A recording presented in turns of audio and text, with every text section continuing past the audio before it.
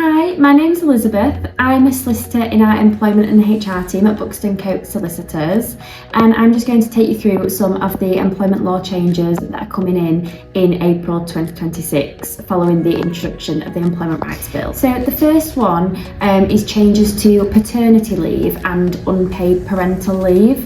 So both of these are becoming a day one right for all employees.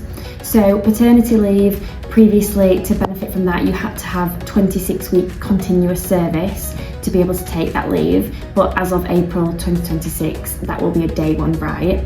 And unpaid parental leave, previously you had to have 1 year's continuous service, but again that's becoming a day one right in April.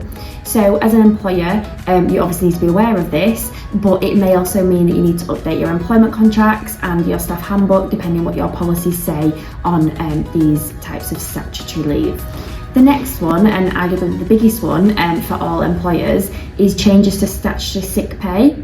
So the main change is that there is the removal of the 3 unpaid waiting days. So statutory sick pay will take effect from the first day of sickness. There will no longer be any unpaid waiting days. Also, the lower earnings limit is being removed, so all employees will benefit from statutory sick pay regardless of how much they earn.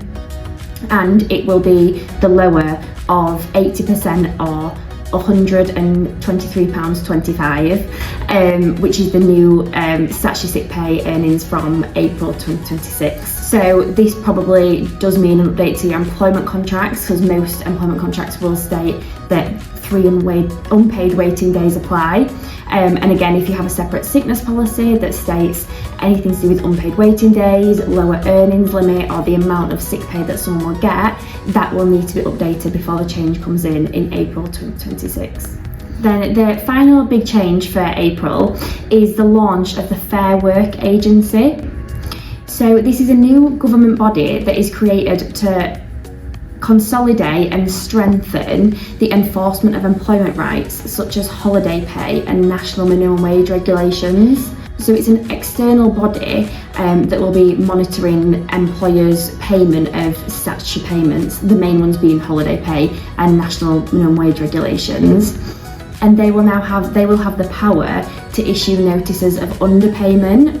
And if you get a notice of underpayment, you have to make payment within 28 days of that notice, but you will also get a penalty of up to 200% of the underpayment.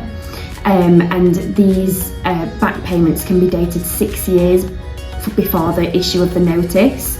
So it's really important that you are doing an audit of any holiday pay to employees, any national minimum wage regulations, making sure that employees are receiving the correct amount of national minimum wage and holiday pay, because not only can an employee bring a claim or make a challenge against those payments in this circumstance, now the Fair Work Agency will also be able to bring action against employers. If you have any questions about any of the changes that are coming in April, please do contact our employment team for more information.